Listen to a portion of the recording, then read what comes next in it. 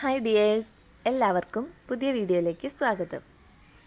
അപ്പോൾ കുറച്ച് ദിവസമായിട്ട് എനിക്ക് വൈകുന്നേരം മുറ്റത്ത് തന്നെയായിട്ട് ജോലി. അപ്പോൾ കഴിഞ്ഞ ദിവസം വൈകുന്നേരം ഞാൻ വീഡിയോയിൽ കാണിച്ചില്ലേ മണി പ്ലാന്റിൻ്റെയൊക്കെ തൈകളൊക്കെ നടാനൊക്കെ ഉണ്ടായി. അപ്പോൾ അതൊക്കെ ചെയ്തായിരുന്നു. അപ്പോൾ അതിൻ്റെ പിറ്റേ ദിവസം രാവിലെ ആട്ടോ ഇത്. അപ്പോൾ രാവിലെ മക്കളെയൊക്കെ സ്കൂളിൽ വിട്ടിട്ട് പെട്ടെന്ന് തന്നെ കുറച്ച് ജോലിയും കൂടി ഇവിടെ തീർക്കാനുണ്ട്. എന്നാൽ അത് തീർക്കാനായിട്ട് രാവിലെ തന്നെ മുറ്റത്തേക്ക് ഇറങ്ങിയതാട്ടോ. അപ്പോൾ പണിയായുധങ്ങളൊക്കെ ആയിട്ട് ഇറങ്ങിയതാണ്. കുറേ മുല്ലയുടെയൊക്കെ വള്ളിപ്പടർപ്പൊക്കെ ഇങ്ങനെ തൂങ്ങി കാട് പിടിച്ച് കിടക്കുക കേട്ടോ. അപ്പോൾ അത് ഇവിടെ ഇരുന്ന് ചെട്ടികളെല്ലാം അങ്ങോട്ട് മാറ്റി അതൊക്കെ ക്ലീൻ ആക്കണം.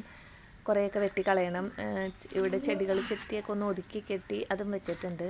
മൊത്തം ഒരു കാട് പോലെയായിരുന്നു. അപ്പോൾ അതൊക്കെ ഒന്ന് ക്ലീൻ ആക്കാനായിട്ട് അങ്ങോട്ട് ഇറങ്ങിയതാണ്.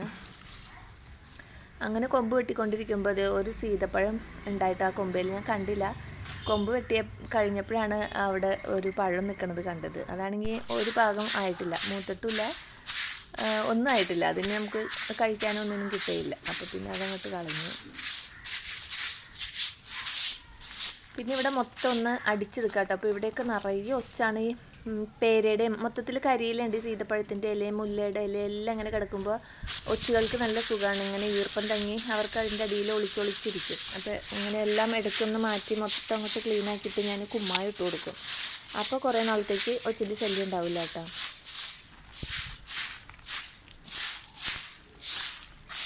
അങ്ങനെ അതൊക്കെ ക്ലീനാക്കി അടിച്ചു വാരി എടുക്കുകയാണ്. അപ്പോൾ വെട്ടിയിട്ട പടർപ്പും വള്ളിയൊക്കെ ഞാൻ കൊണ്ടുപോയി പുറകുവശത്തേക്ക് ഇട്ടിട്ടുണ്ട്.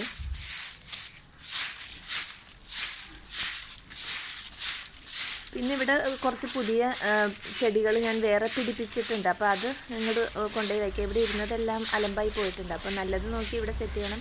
പിന്നെ പുതിയത് പിടിപ്പിച്ച് വെച്ചിട്ടുള്ളതും ഇങ്ങോട്ട് കൊണ്ടുവന്ന് വയ്ക്കാൻ വേണ്ടിയിട്ടാണ്.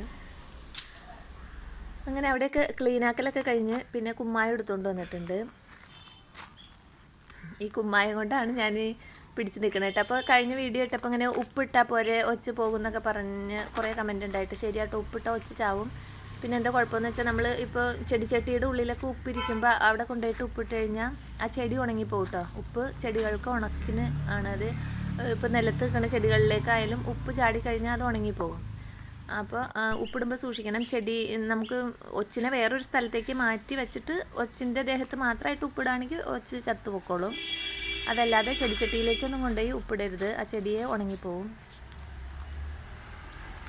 പിന്നെ ഈ ഉപ്പിട്ട് കഴിയുമ്പോൾ വേറൊരു കുഴപ്പം കൂടി ഉണ്ട്. നമ്മൾ ഈ ഉപ്പിട്ട് കഴിഞ്ഞ് ഈ ഒച്ച് ചത്ത് കഴിയുമ്പോൾ പിന്നെ അതിൻ്റെ അകത്ത് ആകെ ഇങ്ങനെ ആ ഷെല്ലിൽ നിന്ന് ഇങ്ങനെ വെള്ളം ഒലിച്ചിട്ട് ഭയങ്കര സ്മെല്ലായിരിക്കും, ഭയങ്കര വൃത്തിയായിട്ട സ്മെല്ലായിരിക്കും. അപ്പോൾ അതുകൊണ്ട് ഉപ്പിട്ടാൽ തന്നെ ദൂരെ എവിടെയെങ്കിലും കൊണ്ടുപോയി ആർക്കും ശല്യമില്ലാത്ത സ്ഥലത്ത് വേണം ഉപ്പിടാനായിട്ട്. അല്ലെങ്കിൽ നമുക്ക് ഇങ്ങനെ സിറ്റ് ഔട്ടിലൊന്നും ഇരിക്കാൻ പറ്റില്ല, വൃത്തിയായിട്ടൊരു സ്മെല്ലായിരിക്കും.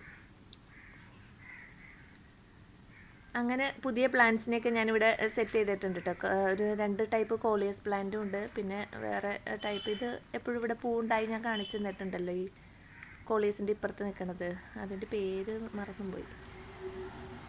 ഇലമുളച്ചിയുടെ ടൈപ്പ് ഇലയായിട്ടുള്ള പ്ലാന്റ്. അതിനകത്ത് നല്ല ഭംഗിയുള്ള ചുമന്ന പൂവുണ്ടാവും കേട്ടോ. അങ്ങനെ കുറച്ച് ചെടികളൊക്കെ ഇവിടെ സെറ്റ് ചെയ്തു കഴിഞ്ഞപ്പോൾ ഒന്ന് ആസ്വദിക്കാനായിട്ട് അങ്ങനെ നിൽക്കാം കേട്ടോ. ചെടികളൊക്കെ നമ്മൾ കുറേ ജോലികൾ ചെയ്ത് കഴിഞ്ഞിട്ട് പിന്നെ അതിലേക്ക് നോക്കി ഇങ്ങനെ കുറേ നേരം നിൽക്കൽ എൻ്റെ ഒരു ശീലമാണ്. ഇനി ഉച്ചയ്ക്കത്തേക്ക് കറിയൊന്നും വെച്ചിട്ടില്ല കേട്ടോ. ഇങ്ങനെ ചെടികളുടെ മുറ്റത്തേക്കൊക്കെ ഇറങ്ങി കഴിഞ്ഞ് കഴിഞ്ഞാൽ സമയം പോണതേ അറിയില്ല. പിന്നെ ഇനി വേഗം പോയിട്ട് കറിയൊക്കെ റെഡിയാക്കണം. അപ്പോൾ മീൻ വാങ്ങി വെച്ചിട്ടുണ്ട്. ഇന്നിനി മീൻ കറി വയ്ക്കണില്ല, ഫ്രൈ ചെയ്യണുള്ളൂ. അപ്പോൾ കിളിമീനാണ് കേട്ടോ കിട്ടിയേക്കുന്നത്. അതിനെ പോയി വേഗം ക്ലീനാക്കി കൊണ്ടുവന്നിട്ടുണ്ട്. പിന്നെ അത് മസാലയൊക്കെ തേച്ച് വെച്ചിട്ടുണ്ട്. പിന്നെ അതിനിടയ്ക്ക് ഞാൻ കുറച്ച് മുറ്റം ക്ലീനാക്കിയപ്പോൾ തന്നെ മുരിങ്ങയുടെ ചോട്ടിൽ നിന്നാണ് ഞാൻ ചെയ്തത് ജോലിയൊക്കെ. അപ്പോൾ കുറച്ച് മുരിങ്ങയില പൊട്ടിച്ചിട്ടുണ്ടായി. പിന്നെ അതും ഞാൻ കഴുകി ക്ലീനാക്കി അതും വെച്ചിട്ടുണ്ടായി. അപ്പോൾ ഇന്ന് മുരിങ്ങയില തോരനാക്കാം, മീൻ ഫ്രൈ ചെയ്യാമെന്ന് വിചാരിച്ചു. അങ്ങനെ ഉള്ളിയും മുളകൊക്കെ ചതച്ചത് മൂപ്പിച്ചുകൊണ്ടിരിക്കുകയാണ്. അതിലേക്ക് ഇനി മുരിങ്ങയില ഇട്ട് കൊടുക്കുക. ആവശ്യത്തിന് ഉപ്പ് ഇട്ടിട്ട് ഒന്ന് വാടി വരുമ്പോൾ തേങ്ങ ഇട്ടിട്ട് മിക്സ് ചെയ്ത് കഴിഞ്ഞാൽ പിന്നെ തോരൻ റെഡി ആവുമല്ലോ. ശരിക്കും പറഞ്ഞാൽ ഇതൊക്കെ ചെയ്യുമ്പോഴത്തേനും നന്നായിട്ട് ടയേർഡായിട്ടുണ്ടായിട്ടോ. കാരണം നമ്മൾ വീഡിയോയിൽ കാണുമ്പോഴല്ലോ, നമുക്ക് പുറത്തേക്ക് ഇറങ്ങിക്കഴിയുമ്പോൾ അത് ഒന്ന് തൊട്ട് ഇങ്ങനെ കുറേ ജോലികളുണ്ടാവും. അത് മൊത്തം ഒന്നും നമുക്ക് വീഡിയോ എടുക്കാൻ പറ്റില്ലല്ലോ. അപ്പോഴത്തേനും ആകെ ക്ഷീണിച്ചിട്ടുണ്ട് കേട്ടോ. പിന്നെ എങ്ങനെയെങ്കിലും തല്ലി പെട്ടെന്ന് വേഗം കറി റെഡിയാക്കണതാണ്.